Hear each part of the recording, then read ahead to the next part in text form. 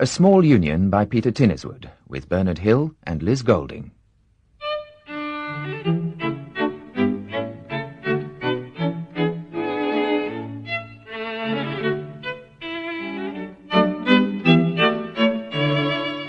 When I was a young man, well, younger than I am now, when I was a younger man, I had what we call in the trade burning ambitions. I believed in rectitude. I believed in probity. I didn't quite know what it all meant until the union sent me on this weekend course to Douglas, which, as you probably know, is in the Isle of Man. It was a seminar called Probity and Rectitude in the Field of Industrial Relations. I only went because our district convener, Walter Knowsley, fell foul of a bout of pneumonia. That's how I met my wife. He was very wiry, I remember, when I first met him. He was taut and slim. He was like a fuse wire. He talked very earnestly and very slowly, which was curious for such a wiry man. He licked his lips a lot and drank a great deal of beer. He said he had burning ambitions to succeed in the movement. He wanted to go to the very top. He said he had an overwhelming, all-consuming crusade to help the underprivileged and would have liked to go to bed with him. I said yes, and we did. It was an excellent experience, most satisfactory. And I discovered there and then one of the greatest virtues of the trade union movement, its bedding activities. She was excellent in every way, was Lorna. If she'd been on the blonde side and a wee bit small around the hips, she could have looked like one of the Beverley sisters. As it transpired, however, she had a tendency toward dumpiness, and she was dark. She was luscious, and she was also a delegate from one of our more militant white-collar unions. He reminded me of a younger version of Norman Wisdom. He was quite small, really. He was, as we say in the movement, very full of himself in bed. When I got home from Douglas, Isle of Man, we docked incidentally at Heysham, Lancashire. I discovered that Walter Knowsley had succumbed to his bout of pneumonia. According to the medicos, there had been complications. And so, to my intense personal satisfaction, the membership appointed me in his stead. My first step up the ladder. I was someone in the movement. Rectitude. Probity. Bollocks. That was a good few years ago. Since then I seem to have developed a boozer's belly and drooping nipples. I'm sitting on the canal bank. I'm no longer in the union. My wife has left me. If I were a poet, I'd write rhymes and rhythms of despair. If I were a sensitive man, I'd squash my head to pulp between those two lock gates yonder. They were both small unions. The marriage to my wife, the organisation, of which in the fullness of time I had the honour of becoming General Secretary.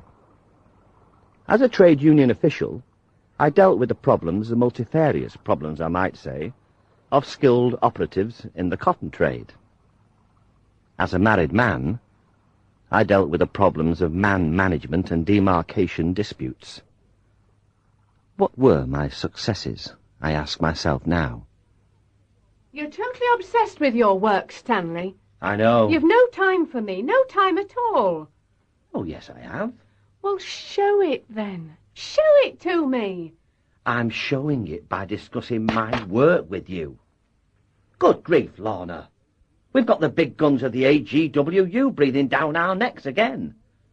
They want to take us over. They want to destroy us, obliterate us.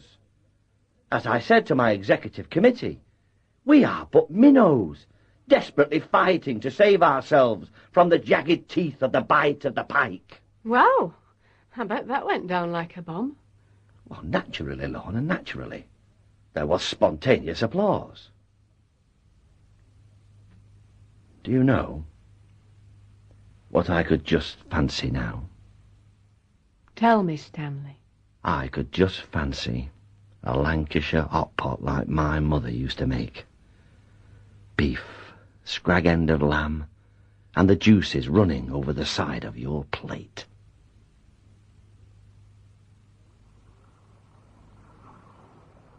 There used to be a wharf here on the canal bank. Well, there still is, if the truth be known, but now it's deserted. It's broken-backed, and the water's full of sodden mattresses and buckled prams. That was in the days of my prime, when I believed in rectitude and probity, and the Union was flourishing and full of rampant women, all ripe for bedding. This canal used to be full of narrowboats. It was heaving with them. There used to be a chimney prodding at the guts of the sky, and you could hear the machinery whirring and throbbing. As General Secretary of the Union, I'd walk through the mill, and I'd be in my pump, and I'd shout above the roar, "Now then, Nathan, me old lad, have you sorted yourself out at Foot Hospital, then?" Or I'd whisper into the ear of one of those luscious, wet-tongued lasses with their chapped, willing hands, "Same time, Sarah, same time. I'll be waiting." I knew everyone in the Union then, and they all knew me. All gone now. The mill, the lads, the lasses, my members. It's a damp, deserted day, and I'm damp and deserted too. My dad was a grave digger. He was a small man with big hands and spoke slowly. He wasn't unionized. That's what instigated my burning ambitions to succeed in the movement, I suppose. As it must have been that. He drank, did my dad. He was a drinking man. He beat my mother when he came home from the non-political club on Saturday nights. He scorned all reading matter except for the Sporting Chronicle. Not like my wife, not like her side of the family. She came from the county of Cheshire, and her parents took her to the opera and symphony concerts and celebrity lectures, and they sent her to a white-collar university. Oh, she was a real toff, was my wife. Bollocks, Stanley. Rubbish. We spent our first marital holiday at Colwyn Bay on the North Wales coast. It was the venue of the Union's annual conference. Well, we couldn't afford Llandudno, you see. It was too expensive in monetary terms. I liked Colwyn Bay. It suited my mood. The damp Welsh hills wheezed with catarrh. The damp Irish sea lolled and dawdled. I remember the oyster catchers piping. There was a 20-inch colour television in our bedroom, and Lorna watched a chamber concert of classical music on BBC Two on Sunday afternoon.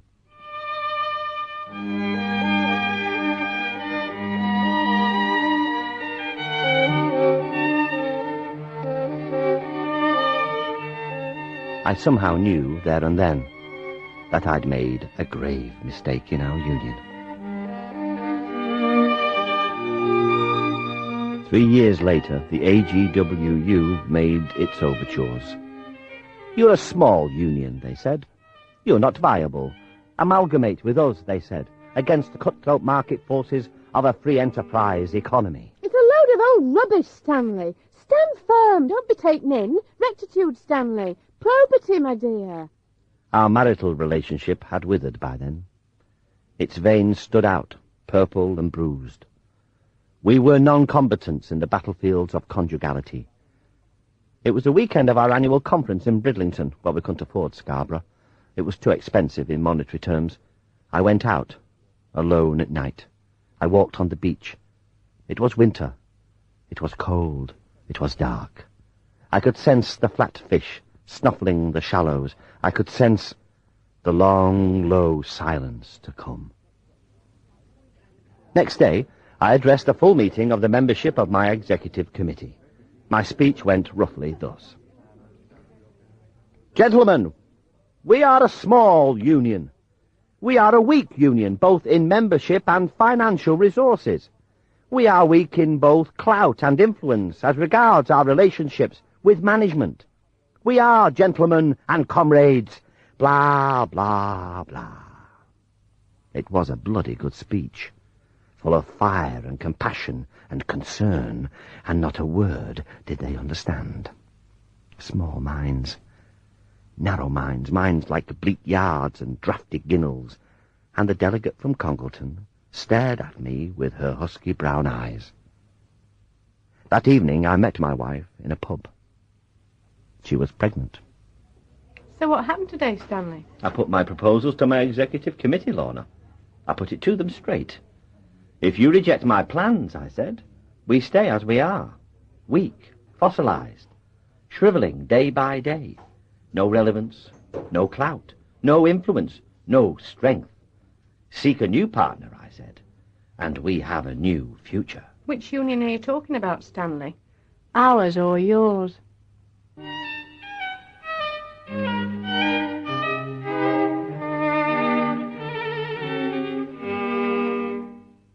A year later, at our annual conference at Grange-over-Sands, Lancashire, after full, lengthy and exhaustive consultations, my union voted overwhelmingly to amalgamate with the AGWU.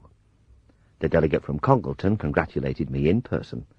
Those husky brown eyes, the bedroom overlooking the curve and sweep of Morecambe Bay, the curve and sweep of her thighs.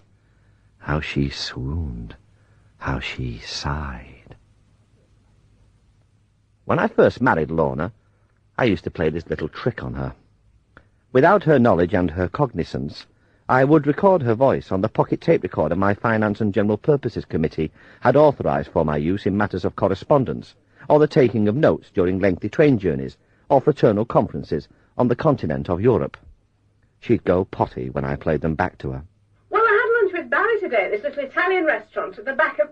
Oh, God, Stanley, have you got that tape recorder on again? It's so childish, it's so irredeemably juvenile.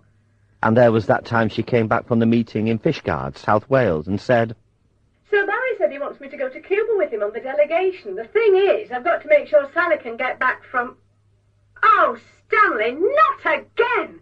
Why don't you grow up? I first met Barry 2 months after his return from Cuba. He wasn't at all suntanned. His forehead was the colour of a dried-out dishcloth. Lorna had come back as ripe as a nut.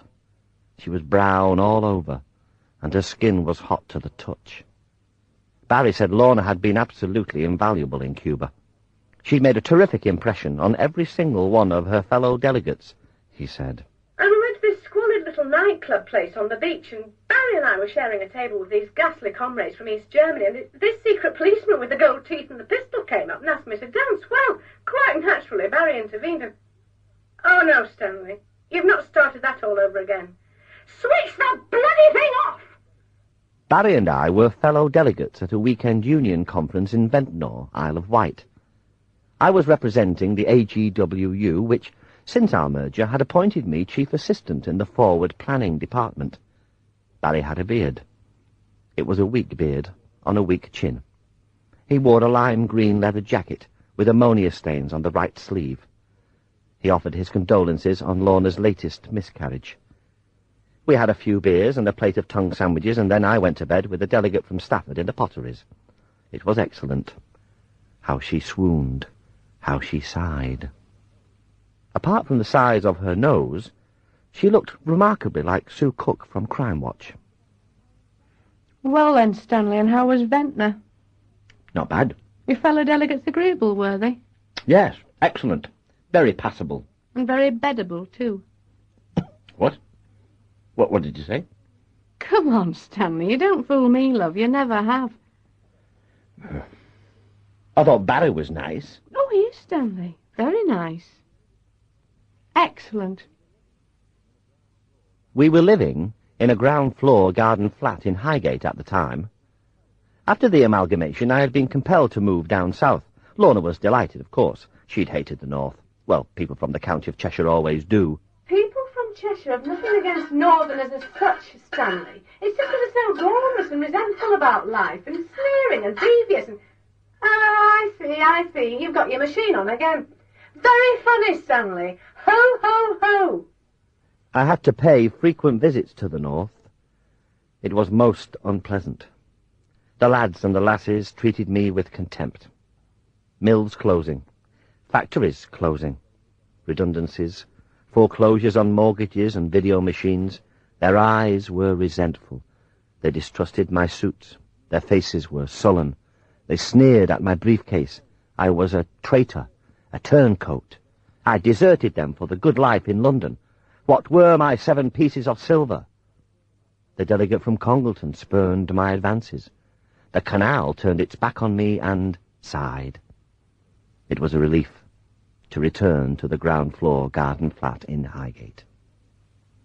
Stanley, I wasn't expecting you back today. I know. I managed to sort things out sooner than I expected. I got the redundancy payments up by 20%, and I had I'm a word going with... out this evening, you know. Oh, yes? Well, of course I am. I've got my own life to lead, you know. Oh. Where are you going? To the Wigmore Hall, as a matter of fact, Stanley. It's a concert of chamber music by Haydn. You wouldn't want to come to that now, would you? Suppose not. I'm not all that keen on Haydn, really.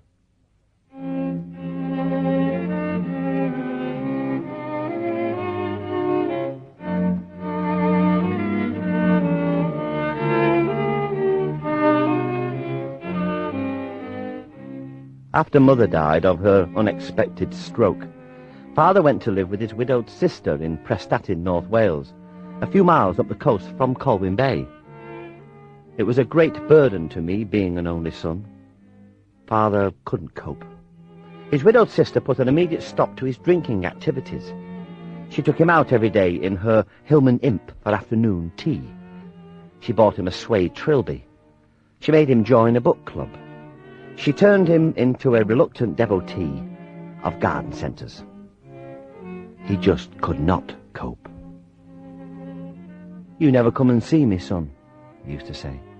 "Since you've been amalgamated and gone and lived in London, you've never had time for your old dad. You've never had time for nothing, have you?" One morning I told Lorna that I'd have to go to North Wales for the weekend to see him and pay him a visit. So, go and see him, Stanley. It's no skin off my nose. There's no need to make a deal about it. I took the train from Euston, which in the halcyon days of steam had been the main terminal of the London and North Western Railway. We were pulled by an electric loco. I took lunch in the dining car. Sitting opposite me was a lady reading the official magazine of the Royal Society for the Protection of Birds. Her hair was greying at the temples, but she wasn't old. She was about my age, and I'm not old. She had a gold charm bracelet that jangled when she turned the pages of her journal. She told me she was visiting her parents in Rhyl.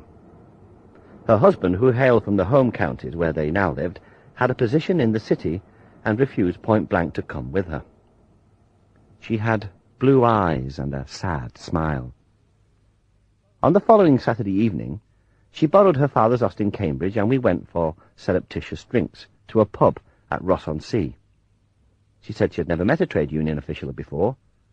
She was intrigued. She was called Barbara, and she had studied geography at Reading University. We kissed in the car in the cul-de-sac outside my father's house, and I took her address and telephone number. She was ex-directory. As I tossed and turned on the Z-bed that night, I remembered her soft, low voice, and the rasp of her stockings, and the sparkle of her blue eyes, as I told her of the machinations and perfidies in the movement. I didn't tell her of the bedding activities, though. She told me her husband was a church warden.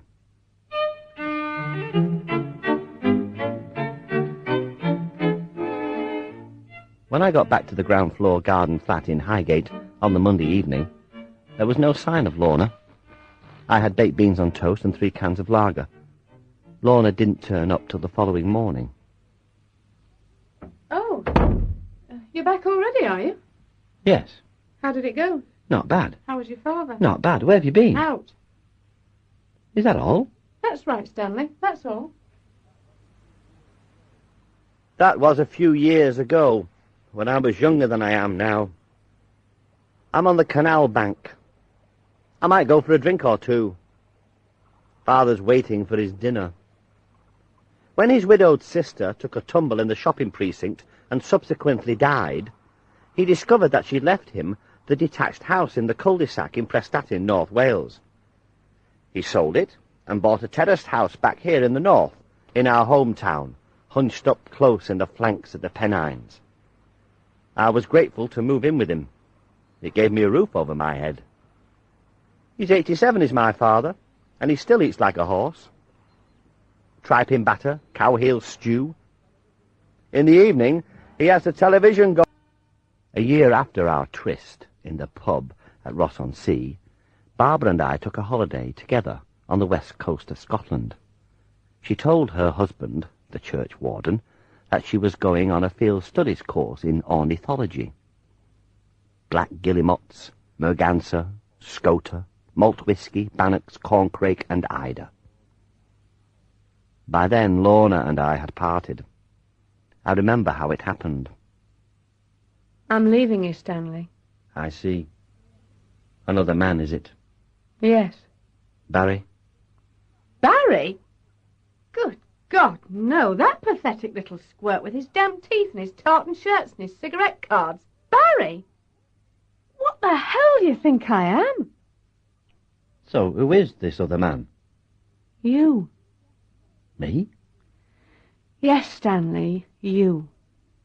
You're the other man who's destroyed our marriage. When I first met you, you were a man of principle.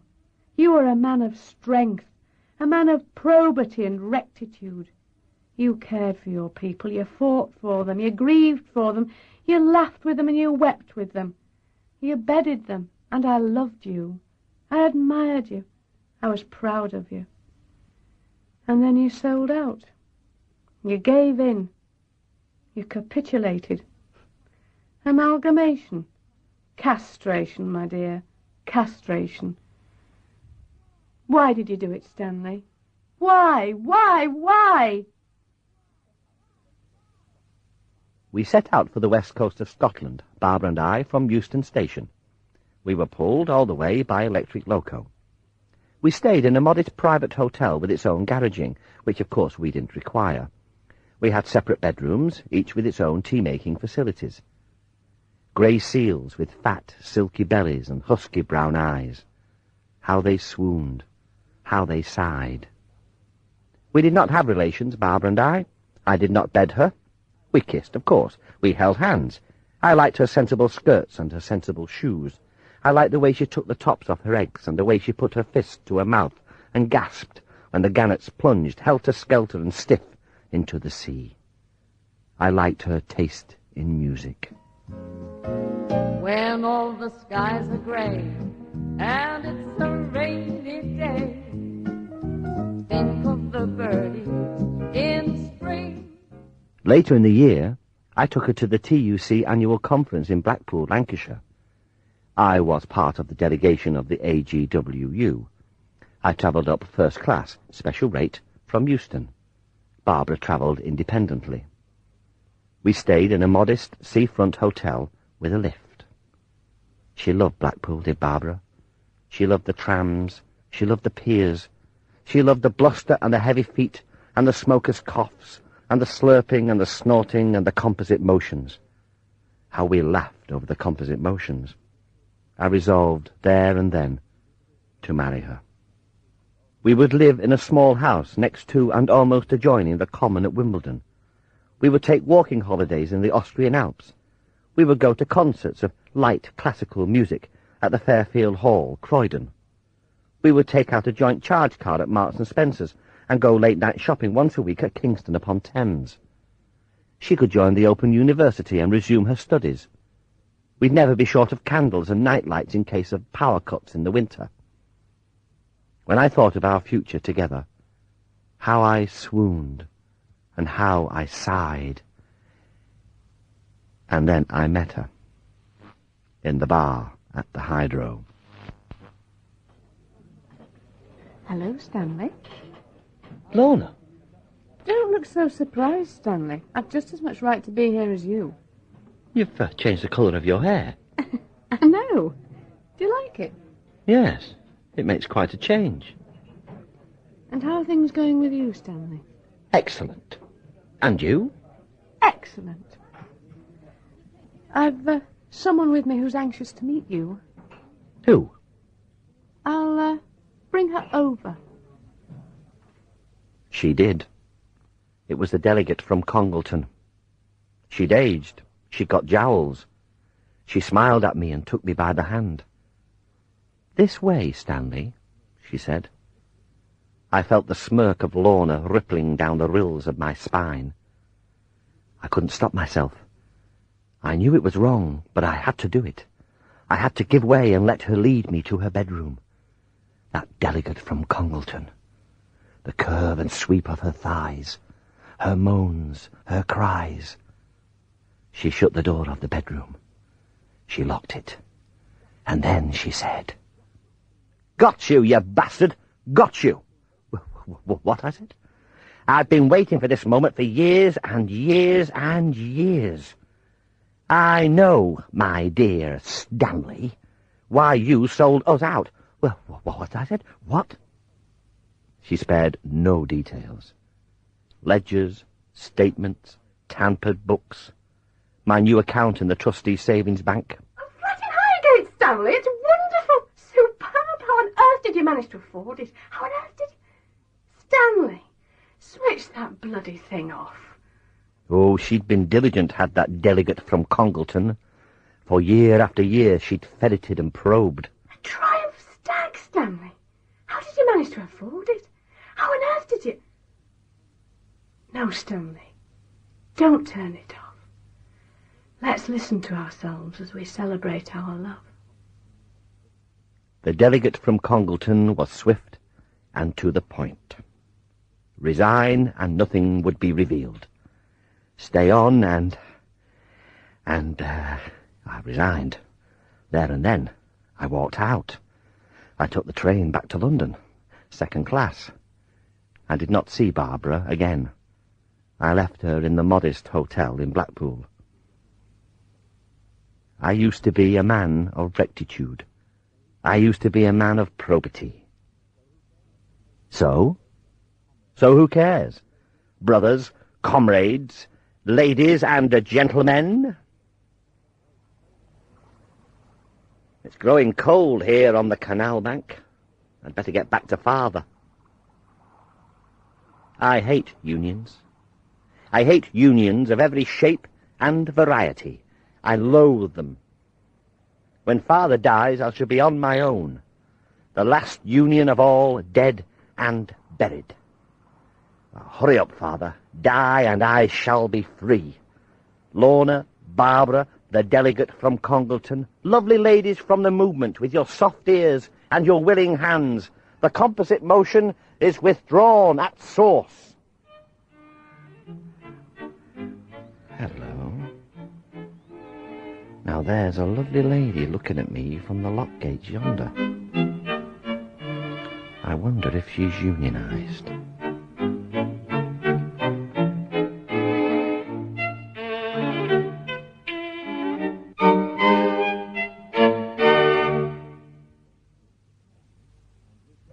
Bernard Hill was Stanley, and Liz Golding Lorna, in A Small Union by Peter Tinniswood. The play was directed by Peter Kavanagh. The humour of Peter Tinniswood can be found captured on cassette from the BBC radio collection. Called Tales from a Long Room, it features Robin Bailey holding court as the Brigadier and relating 10 amusing stories from the summer game of cricket. And by the way, Bernard Hill can be seen in Part 2 of Boys from the Black Stuff, tomorrow evening on BBC Two.